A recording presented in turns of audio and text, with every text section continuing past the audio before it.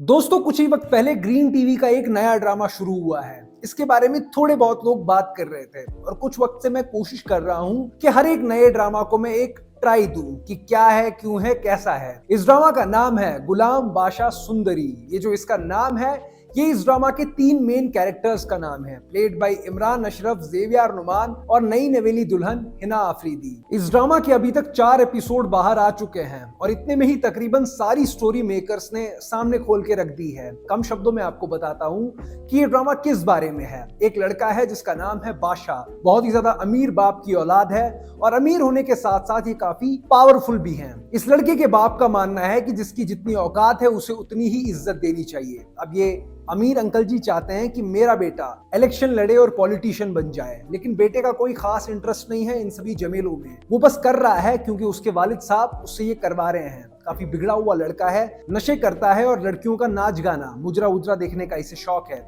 इस चीज पे काफी जोर दिया है मेकर्स ने। इसकी इन्हीं हरकतों को संभालने के लिए अमीर अंकल जी ने गुलाम नाम के लड़के को इसके साथ रखा है और गुलाम बादशाह का जिगरी दोस्त है। सिर्फ वही संभाल पाता है इस बिगड़े लौंडे को। इनकी ये हद से ज्यादा गहरी दोस्ती दिखाने पे काफी जोर दिया है मेकर्स ने। इनकी इस कहानी में ट्विस्ट लाने का काम करती है एक काफी खूबसूरत लड़की। ये लड़की इतनी ज्यादा खूबसूरत है कि इसका नाम ही ड्रामा में सुंदरी रखा गया है। पहली नजर में बादशाह इसे नाचने वाली समझ लेता है। वो कहता है कि तुम्हारी कीमत क्या है। इतना सुनकर सुंदरी उसे थप्पड़ मार देती है बादशाह को, और बस बाकी तो आपको पता ही है आजकल थप्पड़ खा के कितनी जबरदस्त मोहब्बत हो रही है लड़कों को। कामयार को भी हुई थी कुछ दिन पहले, मेरी जिंदगी है तू में, इसको भी हो गई। खैर बादशाह को आगे जब पता चलता है कि ये लड़की नाचने वाली नहीं थी, उसे उसी वक्त बहुत ज्यादा खतरनाक मोहब्बत हो जाती है इस लड़की के साथ। वो हर वक्त रात दिन इसी के ख्यालों में डूबा रहता है। बस मेकर्स ने अभी खास इतना ही रिवील किया है एपिसोड्स में। अब जरा साफ साफ बात करते हैं कि मुझे ये ड्रामा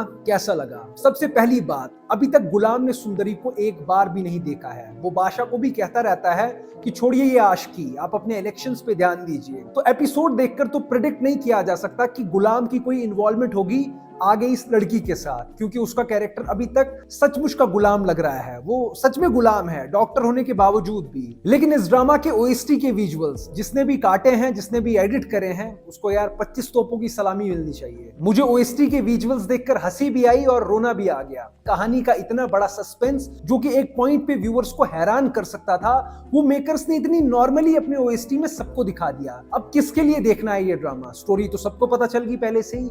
आगे इस ड्रामा में एक लव ट्रायंगल बनने वाला है। ये दोनों जिगरी दोस्त एक टाइम पर आकर इस लड़की की वजह से एक दूसरे के खून के प्यासे बन जाएंगे। मैं तो यार हैरान हो गया। अभी सिर्फ 4 एपिसोड आए हैं और इन्होंने सारी कहानी दिखा दी। जो 10 एपिसोड में पता चलना चाहिए था वो सब कुछ व्यूअर्स को पता चल गया, वो भी बिना एक भी एपिसोड देखे। कोशिश तो बहुत की गई है इस ड्रामा के माहौल को सीरियस दिखाने की, लेकिन इसमें कुछ भी सीरियस नहीं लगता। ना ही प्यार, ना ही दुश्मनी, ना ही वो पुराने राज। मुझे बिल्कुल भी कुछ फील नहीं हुआ इस ड्रामा को देखकर।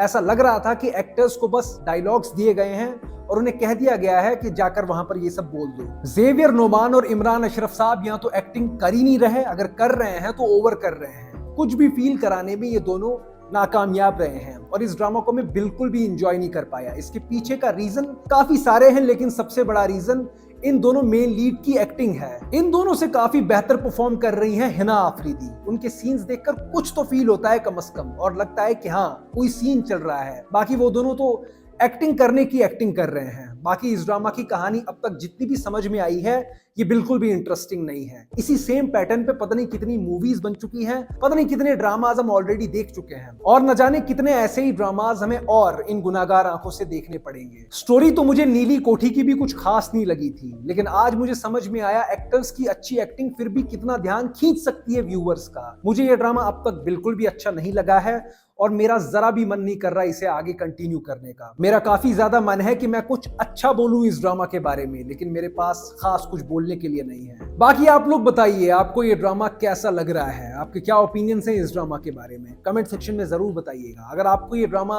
अच्छा लग रहा है तो मेरे ख्याल से आपका जो कंटेंट देखने का स्टैंडर्ड है वो काफी माशाल्लाह। खैर हमारी मुलाकात दोबारा हो सकती है अगर आप लोग सब्सक्राइब कर दें हमारे चैनल को, वरना मैं खो जाऊंगा इस भीड़ में। ठीक है, बाय।